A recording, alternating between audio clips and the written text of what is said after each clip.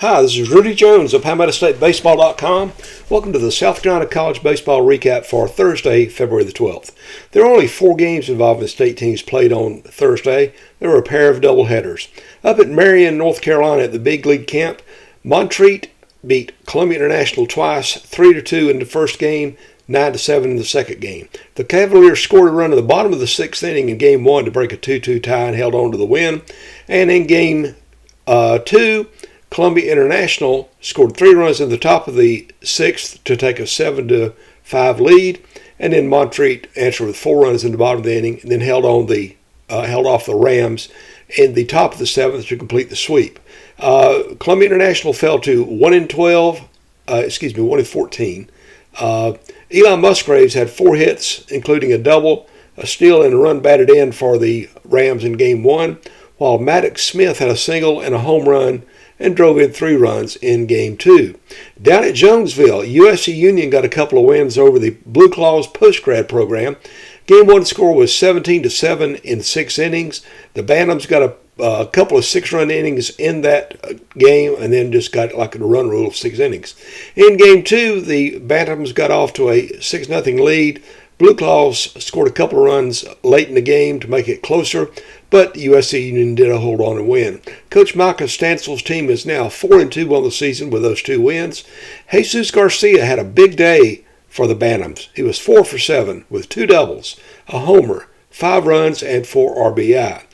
Coach Stansel's not had a chance to post the boxes yet, but I will add them to the scoreboard at PalmettoStateBaseball.com as soon as I get them. Again, those are the only 4 games played on Thursday involving state teams. Denmark Tech was originally supposed to be playing a manual developmental team, but that doubleheader was canceled, according to Coach Isaac Wilson of the Panthers. So that's it for the games. Before we go to Friday's schedule, I want to bring up something that I learned last night after my video recap.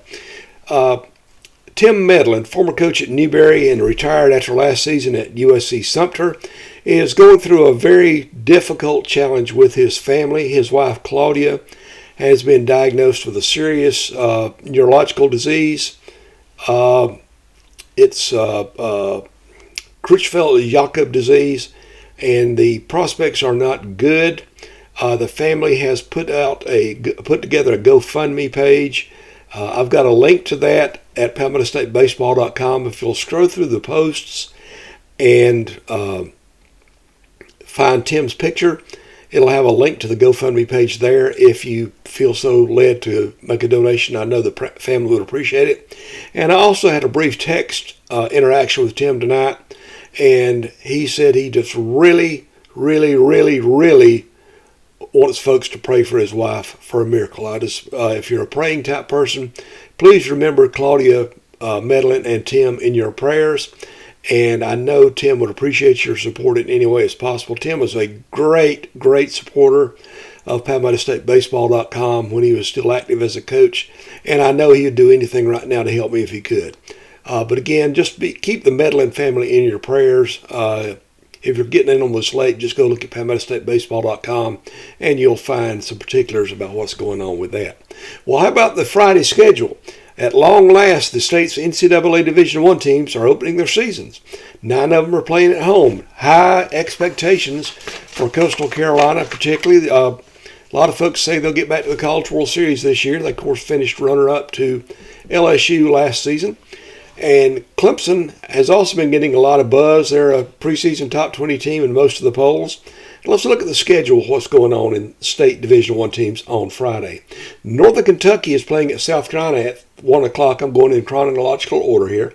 They were originally supposed to play a game at 4, but with the prospects of rain in Columbia now, they've changed it to a 1 o'clock doubleheader.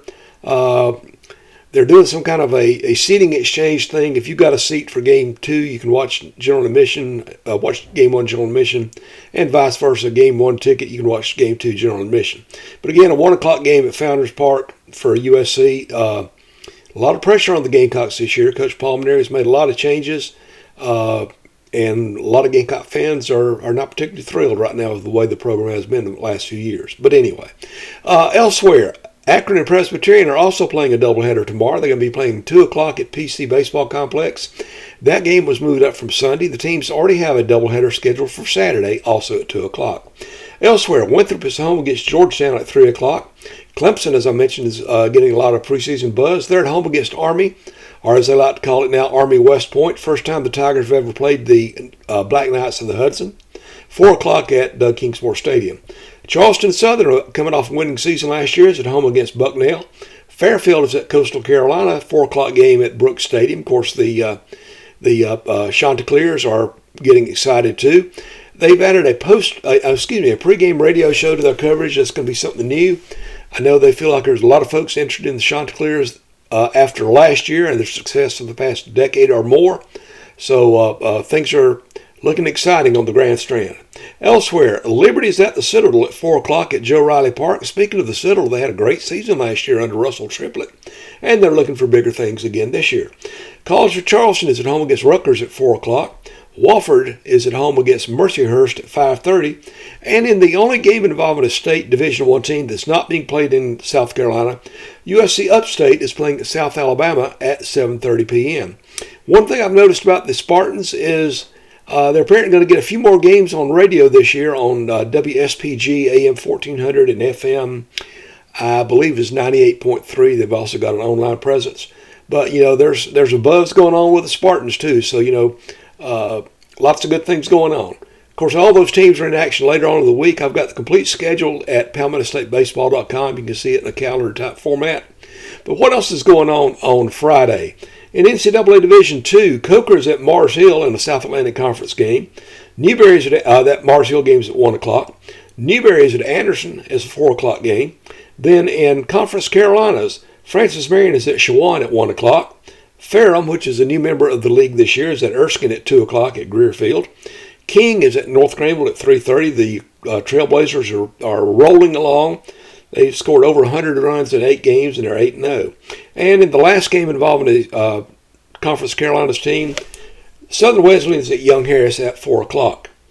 In the Peach Belt Conference, non-conference game, Lynn is at USC Aiken at 4 o'clock. Lynn, for those of you who follow it, they beat Erskine earlier this season, 16-13 down in Florida. And Aiken beat Erskine 18-8 earlier this week.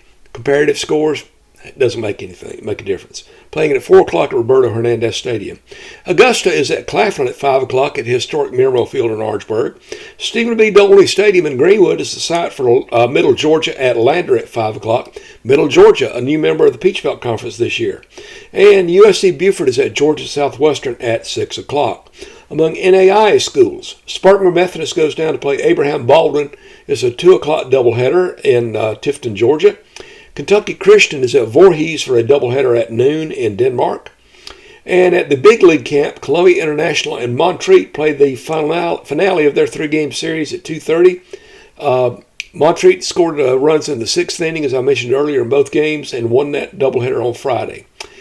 Elsewhere, Bob Jones opens its home schedule with a home game against Mid-Atlantic Christian at 4 o'clock at Conisty Park on Malden Road in Greenville. The Bruins are coming off their first win of the season. They beat Columbia International on Tuesday.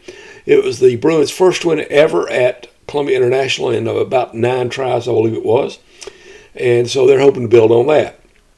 Among junior colleges, USC Union, which got that sweep over Blue Claws today, is at home for a doubleheader at noon against Mott Community College at Jonesville Ballpark. Owens is at USC Salcahatchee for a doubleheader at noon in Allendale. And USC Sumter is at Caldwell Community College for a 5 o'clock game up in Lenoir. The Stinger Invitational begins in Florence. East Georgia is going to be playing Florence Darlington Tech, and a 2 o'clock doubleheader at Carolina Bank Field in Florence. USC Lancaster does not play on Friday. They've got a Saturday-Sunday doubleheader against Clark State. The other teams that are not playing this weekend, Morris does not play. Denmark Tech does not play. Benedict, the last team in the state, opened its schedule. They begin on Saturday with a home game against Spring Hill. That game is at Tiger Field in Columbia, just in the shadow of Charlie Johnson Stadium. And the Tigers have plans for more home game streaming this year. I'll put a link on PalmettoStateBaseball.com when I find it. But Tigers fans can keep up with their team in that way. Of course, I also have other links. South Carolina, Clemson, and Coastal all have an online presence for audio. You can get games at ESPN Plus and other places. I try to post links to that. At least I have a video link page that you can look at, and it says what you have there for stats, video, audio, on and on and on. I try to be a service. Also, if you're a fan of teams beyond South Carolina and NCAA Division I have a link that is on my the main page, and it says I'm obviously not taping this under home team video, and the tag of it is NCAA Division I video / audio, and it's a link to a file, a spreadsheet really, by Twitter account called Auburn Parking Lot, something like Plainsman Parking Lot, something like that. But they do a great job. For instance, Wake Forest is going to be playing on a game that I think is like 9 o'clock in the morning now. They probably got it updated. They had to change the starting time. But you can find the video link there. They got, like I say, it's beyond the state of South Carolina. They got links to every Division I game. It's a great resource.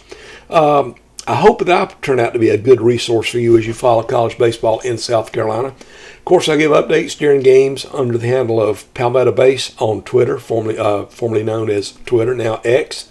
We have a Facebook group. It's called Palmetto State Baseball Group. It's on Facebook. I want it to be more than just me posting Division I scores or notes or things like that. I'd like for it to be a place where fans of college baseball in South Carolina get together to discuss college baseball and talk about it. I want it to be a friendly situation. Don't want to get into one of these things of Team A downgrading Team B and talking bad about fans or other teams, things like that. I want it to be a positive experience. I hope to go to Columbia tomorrow to open up, see South Carolina open up. Depends on a couple of things. I've not been feeling well the last couple of days, but I may try to do it. And also this year, it appears that I will be on Sports Talk, South Carolina Sports Talk with Phil Kornblut. Right now, tomorrow night, on Friday, I'm supposed to be on about 7:05. They've got affiliates all over the state. And I hope that I can provide a little bit of information there that you might not know elsewhere, and draw some more readers into PalmettoStateBaseball.com, obviously. I know I've rambled a little bit, but I know if you're like me and you're a Division I baseball fan, you're excited about the start of the season tomorrow. I hope your team wins. Don't forget to pray for the Medlin family. And remember, Jesus loves you. Good night and God bless.